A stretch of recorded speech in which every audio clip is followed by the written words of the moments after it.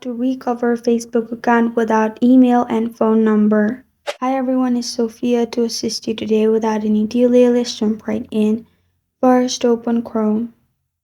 You'll find this kind of screen pop up. Search login Facebook.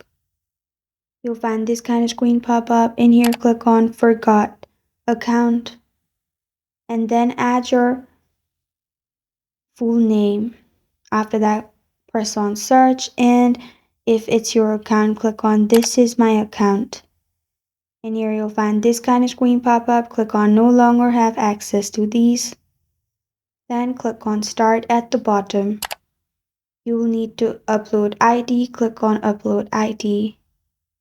After that, add your full name, and then in choose files, simply choose your ID. After that, press on send and you're good to go. This is how to recover Facebook account without email and phone number. Thank you for joining me today. If this video helps you out, please leave a like and subscribe for more. Got a question or want to suggest a topic? Comment below. I'm Sophia signing off. Until next time.